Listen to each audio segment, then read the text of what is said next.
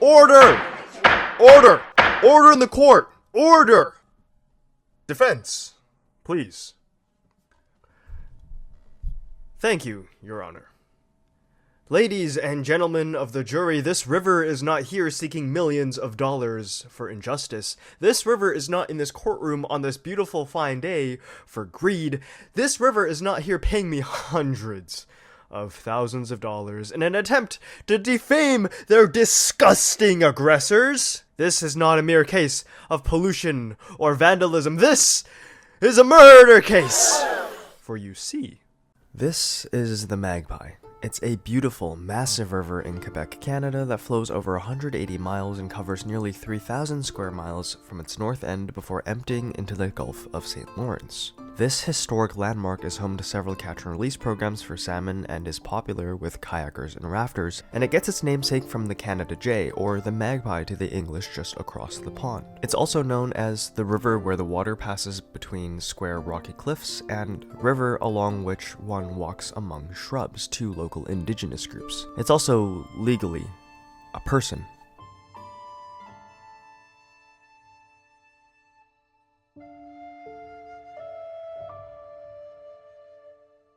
In 2021, this was the first Canadian river to be granted legal personhood, meaning it was a living entity, and that it had a right to protection from ecological damage, has legal guardians, and cannot be further developed on. In fact, it's one of an ever-edited list of rivers that has been granted status in this world. In Should Rivers Have the Same Rights as People, Patrick Barkham talks about this list. The Wanganui River in New Zealand and the Ganges and Yamuna rivers in India, the Yarra and Vilcabamba in Australia and Ecuador respectively, all have varying levels of recognition as people. This is odd. After all, how could a river be the same thing as me? How could it represent itself? How could it ensure it's not polluted? How could it sue? But as the article continued, the further into disbelief I fell. This feeling culminated at its pinnacle after watching a TED Talk titled, "Chimps Have Thoughts and Feelings. They Should Also Have Rights." It wasn't just the point that chimps should have legal rights that I took away, it was the recognition that legal rights were being granted and denied seemingly willy-nilly for all of human history. That corporations have been granted more rights than a living being, that a holy book can be granted legal personhood while that same legal system denied that status to American slaves. At this point, I recognize that the message isn't necessarily personhood. It was a principle of respect. I respect the random person that I pass by on the street, so I would never think to hit them with my car, just as I would never intentionally destroy a holy book, nor hurt a chimp, nor pollute the magpie. In Celeste, you don't meet a lot of human characters. It's a pretty lonely trek up to the top.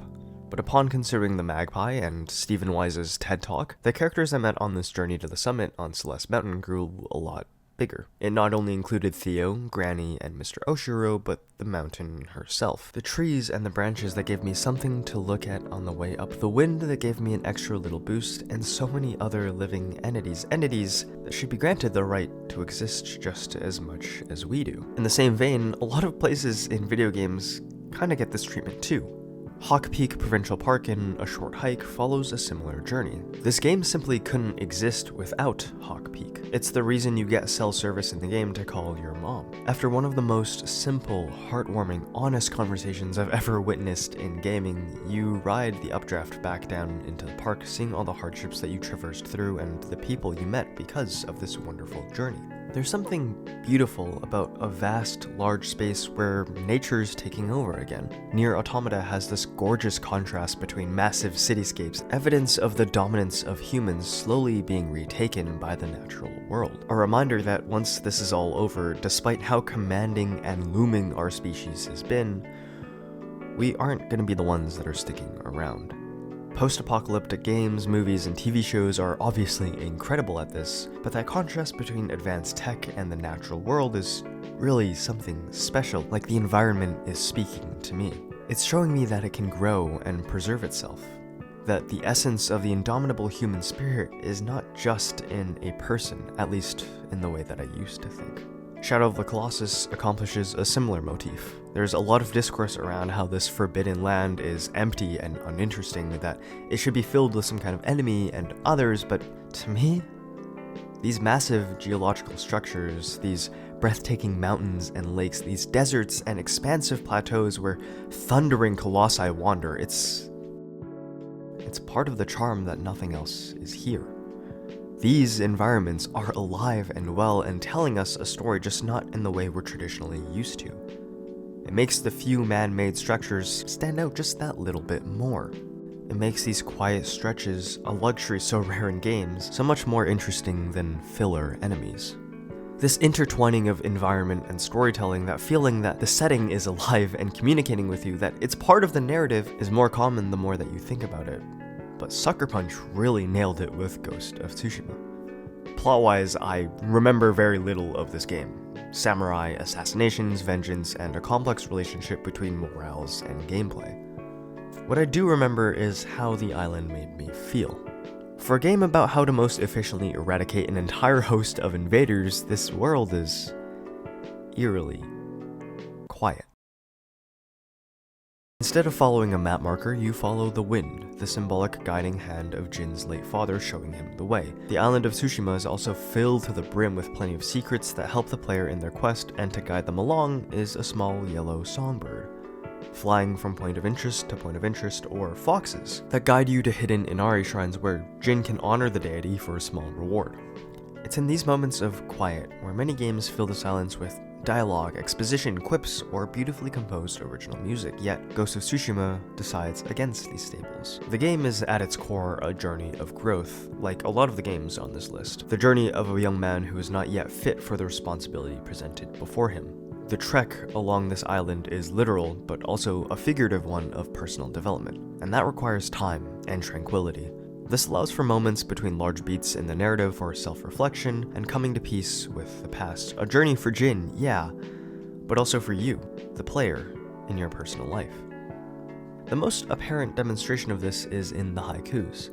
They offer no narrative significance, supply very little in-game benefit, and it can bring a gripping momentum to a complete and utter standstill, killing all sense of agency to the primary conflict, and yet I found myself scouring every inch of this island looking for spots to write these poems. About my relationship with nature, how I connected with my father, how I struggle with legacy and the passage of time around me. It's an incredible and powerful method to deliver such a sense of reflection through, yeah, a video game. But it also shows just how alive the island of Tsushima is, and it feels like another character in this game. Of course, there's a relationship between personhood and environment, and so feeling like the natural world is a character in a story is much more common to me in a natural space. There's an inherent level of disconnect when it comes to man-made spaces to me. An example of this is always GTA 5. I think the world is lively and all, especially during the campaign where a lot of characters have areas in Los Santos that they're connected to. But playing in multiplayer, it doesn't feel like the same Los Santos. There's very little tying me to the setting and making me feel like it's alive. In this mode, it really feels like polygons and pixels.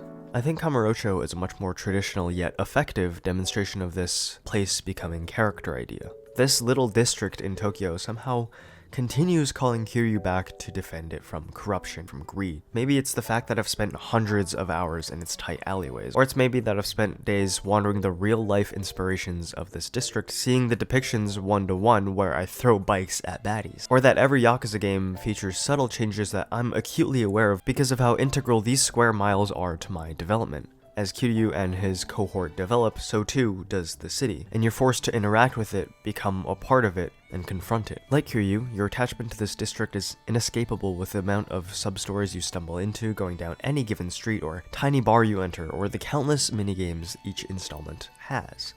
Kamurocho is undoubtedly as important of a character as Kiryu, Majima, or Ichiban. It's just that it has no lines. But some cities do. I think urban settings can have that personality though, can make you feel like it's a character and not just a setting. The best example I've ever come across is Ravachol from Disco Elysium. Now this is how you make a fucking city.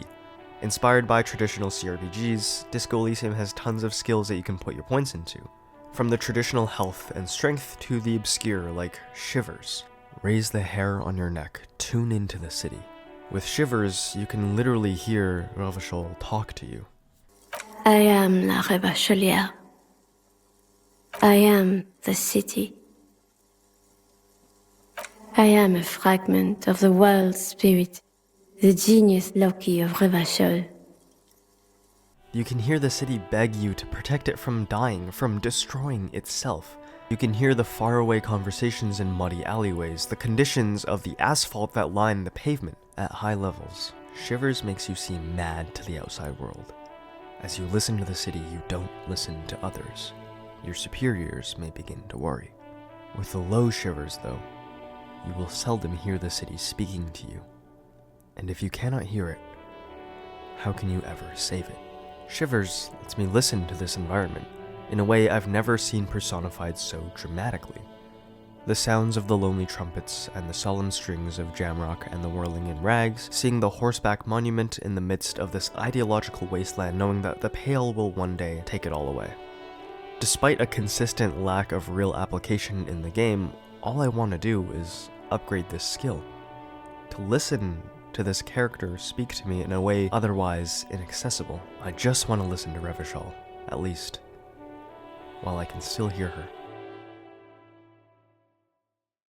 I adore talking about video games with just about anybody who will listen. I think they are one of the most impactful ways to tell a story and are oftentimes the most impressive works of art I've ever witnessed. But one of the reasons I love them so much is that they are such an effective method to deliver a message, a way to spread advocacy. Video games are leading the charge in conversations about democracy, colonialism, and military occupation. They're one of the first major industries to incorporate ideas around soji and personal expression. They so effortlessly fuel discussions about politics and environmentalism because they are so often created by a single person.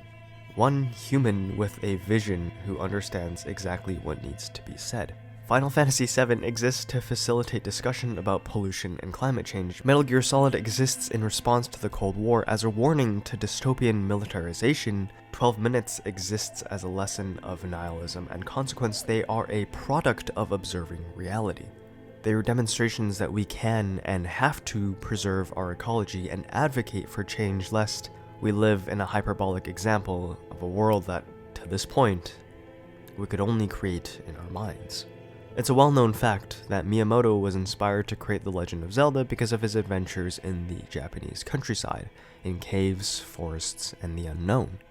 These kinds of experiences only exist because the natural world is protected. As we continue on polluting and destroying our world in the name of profits and convenience, we do so at a cost, not only in cleaner air and accessible water, but also in ways that fundamentally make us human, to accessing shared experiences, to art. These games have cemented in me that my favorite locations are my favorite locations for a reason. They're just as imperative and fleshed out as the protagonists. They have arcs and depths and histories, growth. There's something inextricably complex about these places, and like the magpie, something that demonstrates personhood.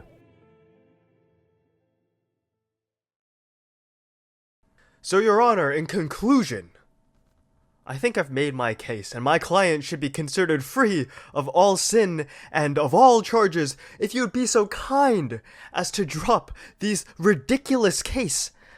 I'll get out of your bald, shaved head and grab myself a pint. Your client was charged with having sex with a horse for the second time. What the fuck are you talking about the magpie for? Having sex with a... What? No, I'm sorry. I'm here to represent... Oh. Fuck. Oh, this is completely the wrong case. I got all jumbled around. You know how it is. Daylight savings time and all. They got me mixed up. That's embarrassing. I don't even have the right month here. Shit. Yeah, okay. Horse sex. Okay. Raw cream pie. Dude. Sorry, yeah, you're canned. There's nothing we can do. Forfeit. We forfeit the case, Your Honor. He's guilty. Order! His fucking brother was balls deep in the horse. Yeah. Alright. Good luck in the slammer, though. Don't contact me on your way out. Okay, bye!